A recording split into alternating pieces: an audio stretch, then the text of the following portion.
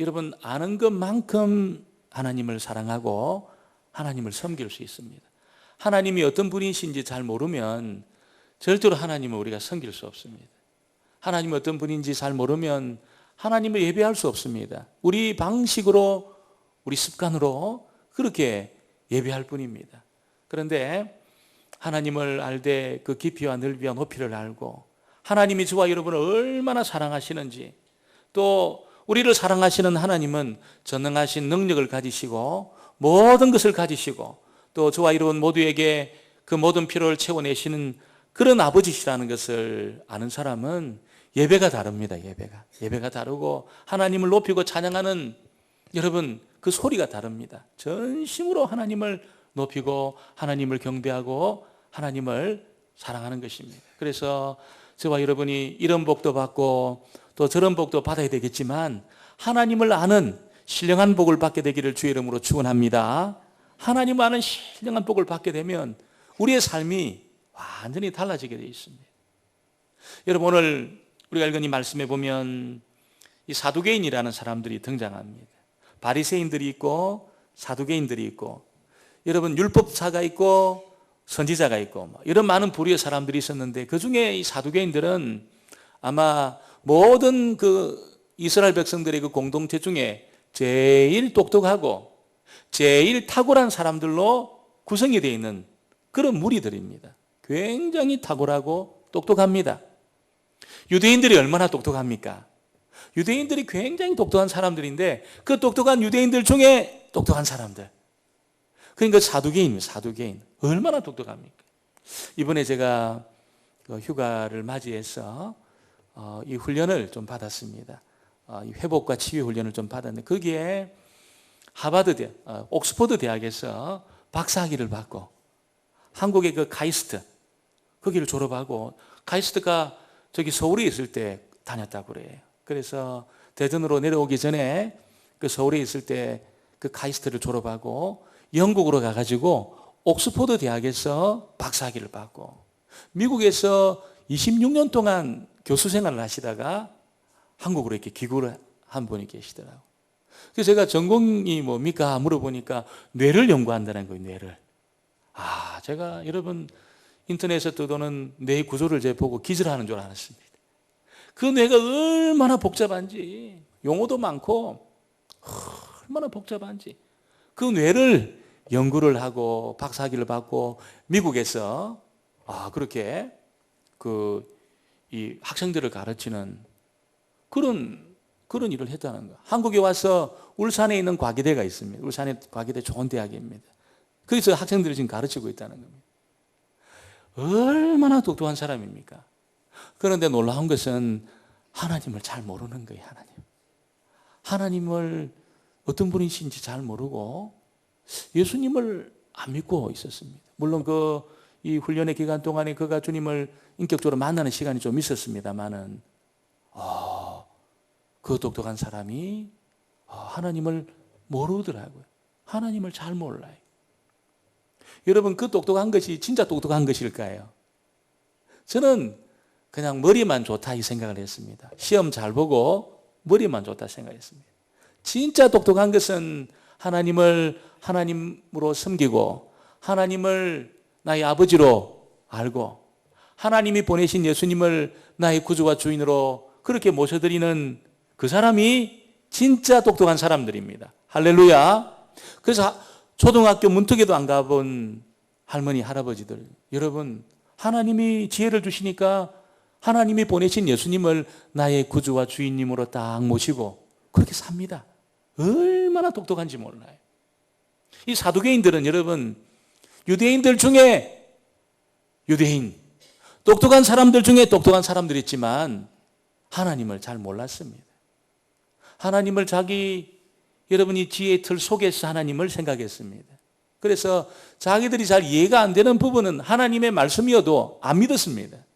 인정을 안 했습니다. 그 중에 이 부활이라는 이 교리, 기독교의 핵심입니다. 기독교의 근간을 이루고 척추와 같은 뼈대와 같은 그런 교리입니다. 이 부활의 교리를 안 믿었습니다. 하나님이 말씀하심에도 불구하고 안 믿었습니다. 왜 안 믿었을까요? 자기 머리로 이해가 안 된다는 거예요. 사람이 살다가 죽으면 끝이지. 무슨 사람이 다시 살아났어. 그렇게 말도 하고 생각도 하고 이 피부가 썩어가지고 문드러지고 뼈밖에 없는 그 사람이 어떻게 다시 살아날 수 있느냐. 자기들의 머리로 아무리 생각해도 이해가 안 되는 겁니다. 그래서 똑똑한 이 사두개인들이 부활을 믿지 않았습니다. 근데 예수님은 이 땅에 오셔서 부활에 대한 말씀을 계속적으로 선교하시고 또 자신이 부활할 것을 말씀을 했습니다. 사람이 죽는 것은 정해져 있지만 반드시 부활하게 돼 있다는 겁니다. 생명의 부활이든 사망의 부활이든 사람은 여러분 영원한 부활의 존재라는 것을 예수님이 계속 말씀했습니다. 믿음이 있는 사람만 부활하는 것이 아니고 예수 안 믿은 사람도 부활하게 되어 있습니다. 그래서 믿음 있는 사람은 생명의 부활로, 예수님을 안 믿고 하나님의 통치 아래 들어가지 않은 사람은 사망의 부활로 영원한 저주 속에서 살고, 예수를 믿고 하나님의 다스림 속에 들어간 사람은 영원한 생명의 부활로 살게 된다는 것을 예수님이 계속 가르쳤다는 것입니다. 그런데 자기의 이 지식의 틀, 인식의 틀 속에 하나님을 딱 가두고 이해가 안 되는 것은 절대로 안 믿었습니다. 예수님 부활에 대한 이야기를 하니까 오늘 그렇게 예수님 찾아와서 예수님을 시험하며 질문을 하고 있습니다. 우리 18절, 19절을 같이 한번 보겠습니다. 18절, 19절 말씀을 같이 읽겠습니다. 부활이 없다 하는 사두개인들이 예수께 와서 물어 이르되 선생님이여 모세가 우리에게서 주기를 사람의 형이 자식이 없이 아내를 두고 죽으면 그 동생이 그 아내를 취하여 형을 위하여 상속절을 내수할지라 하였나이다. 여러분, 이들의 이 질문은 무슨 뜻입니까? 부활이라는 것이 만일 있다면 부활했을 때 얼마나 곤란한 일들이 많이 일어나겠느냐, 그 이야기를 지금 하고 있는 것입니다.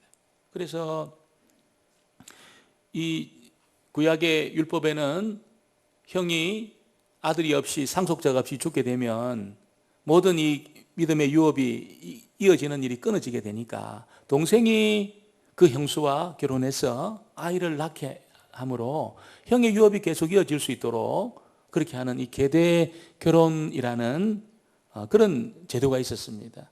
우리가 아는 그 룻기에 나오는 룻의 스토리도 이 계대 결혼법에 관한 이야기입니다. 지금의 우리 상식으로는 이해가 안 되지만 이 구약의 여러분 이 사상 속에 이 계대 결혼법에 대해서 하나님 말씀하시면서 형의 유업이 계속 이어질 수 있도록 그렇게 제도를 만든 것이 있었습니다.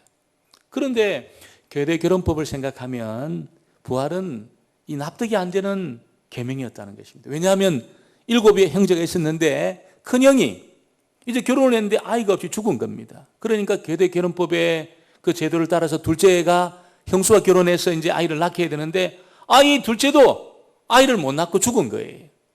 셋째, 넷째, 다섯째, 마지막으로 여섯째까지 형수와 결혼을 했는데 아무도 아이를 못 낳고 죽고 형수도 죽었다는 겁니다.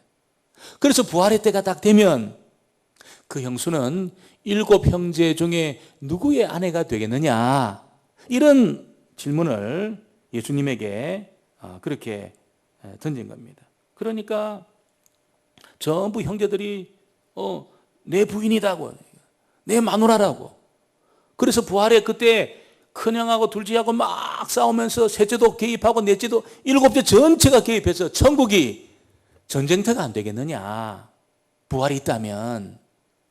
굉장히 상식적인 그런 머리를 가지고 예수님 말씀을 해석을 한 겁니다.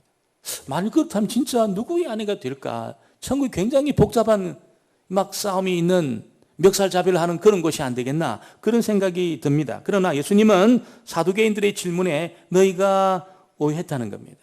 너희가 오해했다는 겁니다. 24절 25절 같이 볼까요? 24절 25절은 우리 같이 보겠습니다. 예수께서 이르시되 너희가 성경도 하나님의 능력도 알지 못함으로 오해함이 아니냐. 사람이 죽은 자 가운데서 살아날 때에는 장가도 아니가고 시집도 아니가고 하늘에 있는 천사들과 같으니라. 하늘에 있는 이 천사들과 같은 상태로 들어가는데 장가나 시집가는 그런 일이 없을 정도로 완벽한 사랑을 경험하고 또 완벽하게 사랑하는 그런 거처가 된다는 것을 예수님이 지금 말씀을 하고 있는 것입니다. 먼저 예수님은 우리들이 부활할 때 이런 몸으로 부활하지 않는다는 거예요. 완전한 몸으로, 완전히 새로워진 몸으로 그렇게 부활한다는 것입니다. 그것이 어떤지는 잘 몰라요.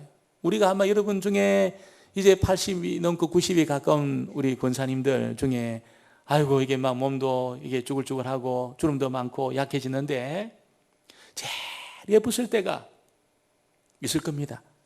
가끔 제가 신방 가서 이 사진 찍어놓은 거 보면은 결혼식 사진을 보는데 깜짝 놀랍니다. 우리 권사님들이 너무너무 이쁘신 거예요. 너무 이쁘신 거예요. 피부도 탱탱하고 주름도 하나도 없고. 그래서 제가 이분이 누굽니까? 물어보면 권사님들 웃으시면서 목사님 접니다 그러시더라고요. 그래서 그런 아름다운 젊을 때 이상으로 최고로 젊을 때 이상의 그런 몸으로 그렇게 부활한다는 것을 예수님이 말씀을 했습니다. 그러니까 어떻게 보면 아직 저와 여러분 전성기는 오지 않은 겁니다. 믿으시기를 주의 이름으로 축원합니다. 아직 안 온 거예요. 아직. 아이고 목사님 제가 22살 때 얼마나 이뻤는데요. 여러분 그건 전성기 아닙니다. 아직 아니에요. 우리가 부활했을 때 완전한 몸을 입는 그때가 전성기입니다. 몸의 상처 다 치유되고 여러분 저도 이렇게 누가 그러더라고요. 목사님은 이 복부지방 사기시군요 그러시더라고요. 깜짝 놀랐습니다. 간에도 전이 되고 뭐 폐에도 전이 됐다는 거예요. 복부지방 사기. 지금 제가 복부지방 사기가 됐어요. 그러면 그때 되면은 완전한 몸을 입게 될 겁니다. 그래서 기대감이 있어요. 기대감이 있습니다. 여러분 그래서 죽기 전의 몸으로 그렇게 우리가 된다면 그것은 부활이 아니고 소생하는 겁니다. 소생하는 거. 나사로는 부활했다기보다는 소생한 겁니다. 죽기 전에 몸으로 돌아온 겁니다. 왜냐하면 시간과 공간의 제약을 늘 받다가 죽었어요. 나사로는 부활이 살아나서 여러분 시간과 공간의 제약을 받고 살다가 병 걸려 죽었습니다. 나이 들어 죽은 거예요. 그러나 예수님은 어떻습니까? 예수님은 소생한 것이 아니고 완전히 부활했습니다. 시간과 공간의 제약을 안 받으셨습니다. 완전한 몸으로 예수님이 부활하셨어요. 물론 이 상처를 가지고 저와 여러분에게 증거하기 위해서 상처를 가지고 부활하셨지만 완전한 몸으로 부활하셔서 시간과 공간의 제약을 예수님이 받지 않았습니다. 그래서 여기서 말하는 그 부활은 여러분 완전히 죽은 몸이 하나님의 능력으로 살아나는 것인데 그것은 예수님의 몸과 똑같이 시간과 공간의 제약을 받지 않고 다시 죽지 않고 다시 병들지 않고 다시 늙지 않은 그런 육체를 가진다는 겁니다. 그런 육신으로 부활한다는 것입니다. 물론 이 땅에서 부활해서 물론 우리가 이 땅에 살다가 나중에 주님의 날에서 부활했을 때 기억도 없어지고 우리가 살았던 그런 이 땅에서의 삶에 대한 여러분 그런 기억력 하나도 없어지고 사람도 못 알아보고 그런 식으로 부활이 아니라는 겁니다. 완전한 몸을 가지지만 우리의 기억이 다 살아있습니다. 다 여러분 내가 살았던 때를 알고 가족을 알고 형제를 알고 성도님들을 아는 그런 몸으로 우리가 부활하게 될 것이라는 것을 우리에게 알려주고 있습니다. 그러나 우리가 하나님으로부터 완전한 사랑을 경험하기 때문에 이게 결핍이 없어요. 결핍이. 이 땅에 많은 사람들이 방황하는 이유가 있을까요? 여러분 남편으로부터 아내로부터 자녀들로부터 사랑받지 못했기 때문에 완벽하게 전적인 사랑을 못 받았기 때문에 결핍이 있습니다. 허전함이 있습니다. 그런데 하나님의 나라에서 완전히 우리가 부활했을 때는 하나님으로부터 완전한 사랑을 경험할 겁니다. 모자람이 없고 결핍이 없을 겁니다. 그리고 그 사랑으로 함께하고 있는 많은 성도님들을 완전한 사랑으로 사랑하기 때문에 절대로 소외됨이 없을 겁니다. 우리 중에 어떤 누구도 소외되지 않는 그런 상태, 부활의 상태입니다. 시간과 공간의 제약을 받지 않고 하나님으로부터 완전한 사랑을 경험하고 그 경험한 사랑으로 다른 사람을 완벽하게 사랑하기 때문에 아무도 모자람이 없고 소외됨이 없는 그런 몸. 여러분, 천사보다 더 탁월한 몸을 가진다는 거예요. 천사보다. 천사는 몸이 없는 천사지. 바디가 없습니다. 우리는 바디를 가진 천사입니다. 몸을 가지고 있는 천사입니다. 천사가 제일 부러워하는 것이 그겁니다. 몸입니다, 몸. 이 몸을 가진 것을 이해를 못해요. 우리는 이 몸을 가진 천사보다 탁월한 존재가 부활 때 된다는 것을 예수님이 말씀을 하셨습니다. 그리고 예수님 놀라운 말씀을 들려주시는데, 믿음을 가진 그 사람들이 죽고 없어진 것이 아니고 하나님 앞에 완벽하게 살아있다는 것을 우리에게 말씀하고 있습니다. 26절, 27절을 같이 보겠습니다.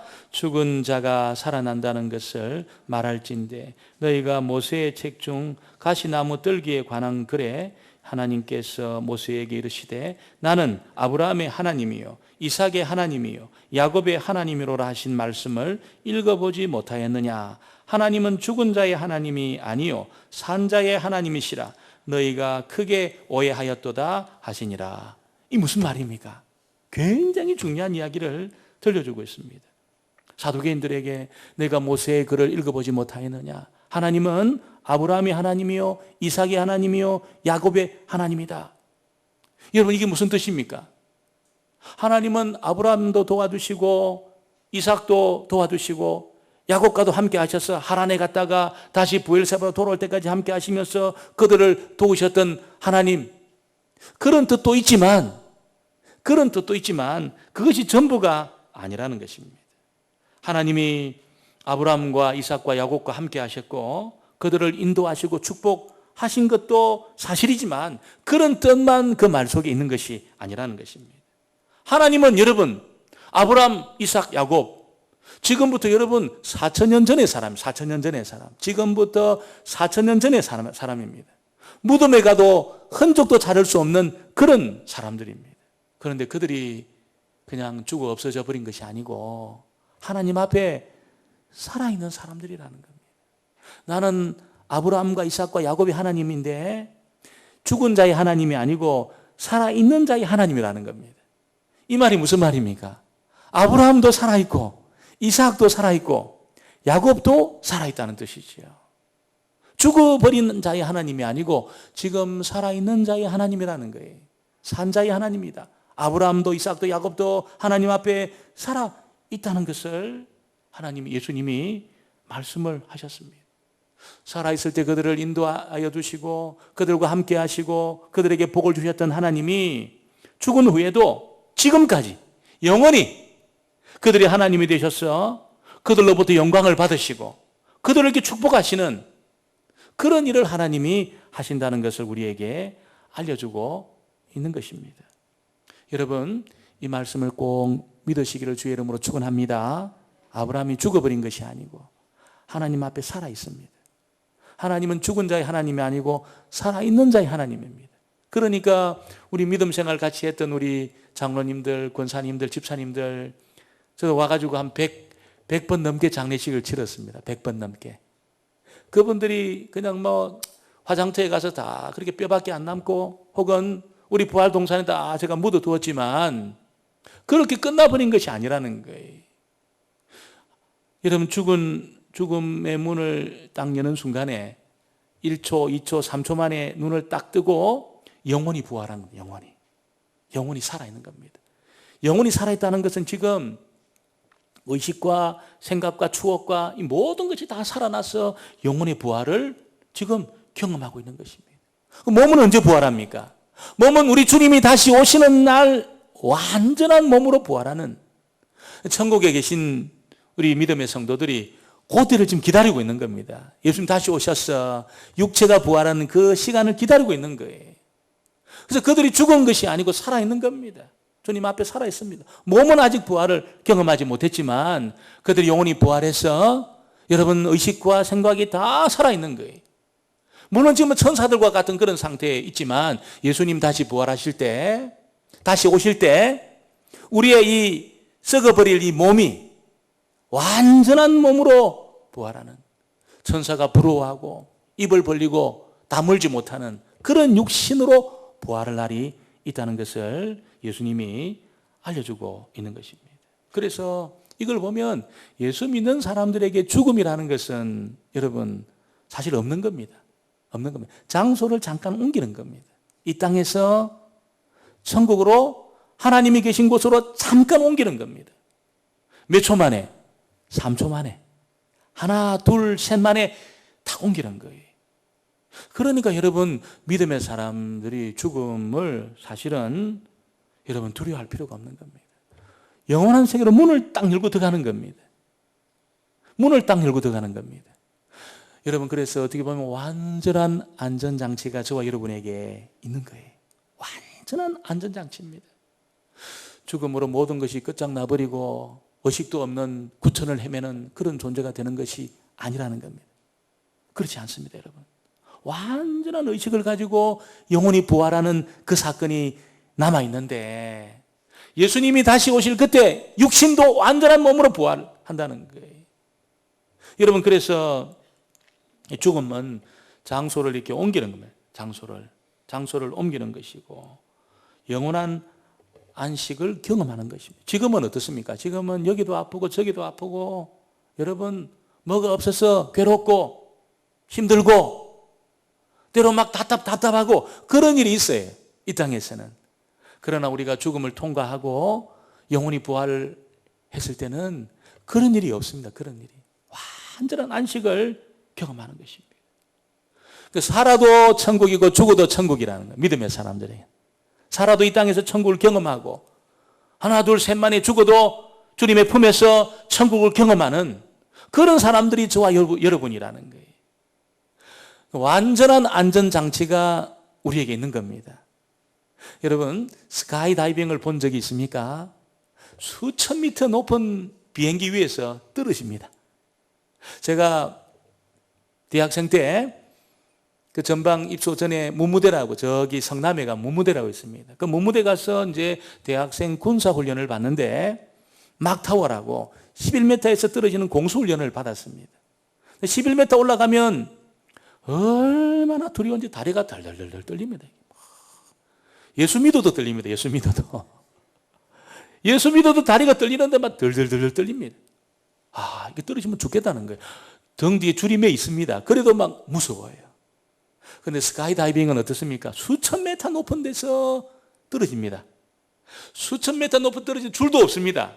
수천 메타 높은 데 딱 떨어지는데 어떻게 떨어지냐면 이렇게 떨어집니다. 이렇게 하고 V자 그리면서 떨어집니다. 웃으면서 탁 떨어집니다. 앞으로 막 돕니다. 뒤로 막 돕니다. 손을 잡고 뱅뱅 돌면서 떨어집니다. 여러분 어떻게 그럴 수 있죠? 땅에 딱 떨어지고 하면은 완전히 옥돌매 이상으로 흔적도 못 찾는데 완전히 절버덕하면서 흔적도 없이 여러분 그렇게 여러분 죽게 되는데 어떻게 여러분 앞으로 돌고 뒤로 돌고 손잡고 막 웃으면서 사진 찍고 어떤 분은 결혼식도 하더라고요. 결혼식도 신부가 뛰어내리고 신랑이 딱 잡고 딱 돌면서 사진 찍어주고 결혼식도 하더라고요. 어떻게 그럴 수 있죠? 여러분 안전장치 때문에 그런 겁니다. 안전장치 때문에 등 뒤에 있는 낙하산 때문에. 그래서 일정 공간이 딱 도달하면 낙하산을 딱 팹니다. 그 땅에 싹 떨어져요. 그런데 여러분 그 낙하산이 안 펴질 확률이 20만 분의 1이 있다는 거예요. 20만 분의 1. 분명히 잘 접어가지고 딱 했는데 땡겨도 안 펴지는 그런 사고가 20만 건의 중에 한 건이 사고 일어난다는 거예요. 100% 안전한 것이 아니에요. 그럼에도 불구하고 그들이 앞으로 돌고 뒤로 돌고 손잡고 사진 찍고 웃으면서 떨어지는 이유는 이 낙하산이 펴질 것이라는 것을 믿기 때문에 그렇게 하는 겁니다. 완전한 안전장치가 아닌데도 그렇게 한다는 거예요. 그런데 여러분 저와 여러분에게 있는 이 부활은 여러분 20만 분의 1 부활 안 하는 것이 아니에요. 완전한 부활 100% 여러분 부활하는 겁니다. 예수를 믿고 주님을 구주와 주인님으로 받아들인 사람은 예외 없이 한 사람도 예외 없이 전부 생명의 부활로 부활하게 된다는 것을 알려주고 있습니다. 물론 우리가 지금 이 땅에 있는 동안 약해지기도 하고 병에 걸리기도 하고 여러분 몸의 기능도 떨어지고 여러분 기억력도 좀 약해지지만 괜찮습니다. 왜냐하면 완전한 여러분 부활이 있기 때문에, 완전한 몸으로 우리가 부활할 그 나라에 있기 때문에, 그래서 이 안전장치가 있다는 것을 아는 사람은 몸이 좀 약해져도 괜찮습니다. 여기저기 주름살이 생겨도 괜찮아요. 아직 절정이 안 온 거예요. 절정이 안 온 거예요. 여기저기 상처가 나고 여기저기 부족한 부분이 있어도 괜찮습니다. 완전한 절정의 시간이 오지 않았어요. 여러분, 그 시간이 있다는 것을 아는 사람은 지금 좀 몸이 아파도, 병이 걸려도, 여기저기 고장나는 부분이 있어도, 여기저기 깨어지고 부서지는 일이 있어도 절대로 낙심하지 않습니다. 절대로 낙심하지 않습니다. 완전한 안전장치가 있기 때문에 삶의 폭풍우를 즐깁니다. 절벽에서 떨어지지만 즐깁니다. 예수님과 똑같이 내가 부활할 것을 알기 때문에 즐깁니다. 여러분, 부활은 있어도 되고 없어도 되는 그런 일이 아닙니다. 우리에게 반드시 있어야 되는, 우리 몸에 가장 중요한, 여러분, 그런 것과 같은 그런 요소라는 것입니다. 그래서 오늘 저와 여러분이, 부활이 그렇구나, 그냥 죽어서 내가 구천을 헤매는 것이 아니구나, 머리로만 이해해서는 안 되겠구나, 완전한 안전장치로 예수님이 부활을 말씀하셨구나. 그래서 지금 폭풍우가 몰려온다 해도, 내 몸이 약해진다 하더라도 병원에서 이제 얼마 살지 못하겠습니다, 맛있는 거나 드세요, 그런 이야기를 들어도 여러분 절대로 두려워할 필요 없습니다. 완전한 부활이기 때문에 그렇다는 것입니다. 이 부활을 믿지 못하는 사람은 두려울 겁니다. 시간이 흘러가는 것이 두려울 거예요. 내 몸이 아픈 것이 두려울 겁니다. 사람들이 다 나를 떠나고 내가 홀로 남아지는 것이 두려울 겁니다. 두려워요. 그러나 이 부활을 믿는 사람은, 예수님의 부활이 내 부활이라는 것을 진짜 믿는 사람은 어떤 삶의 폭풍우가 몰려와도 두렵지 않을 것입니다. 오늘 저와 여러분이 이 부활을 믿는, 여러분 가장 안전하고 가장 복된 삶을 사는 저와 여러분 되어지기를 주의 이름으로 축원합니다. 하나님 아버지, 부활이 있어도 되고 없어도 되는 것이 아니라 우리들의 존재 의미라는 것을 알려주시니 감사합니다. 부활을 믿고 사는 사람들, 나이가 들어도 약해져도 몸이 병들어도 절대로 두려워하지 않는 완전한 안전장치를 가지고 있다는 것을 알려주시니 감사합니다. 하나님, 저희들 70년 80년 살다가 끝나버리는 인생이 아니고 하나님 안에서 영원히 사는 존재라는 것을 알려주시니 감사합니다. 일희일비하는 것이 아니라 이제는 주님의 말씀에 사로잡혀서 하나님과 영원히 살 그런 존재인 것을 깨닫고 날마다 주의 말씀 앞에 순복하며 하나님 말씀을 따라 살아가는 저희들 모두가 되게 하여 주옵소서. 예수님의 이름으로 기도합니다. 아멘. 찬송.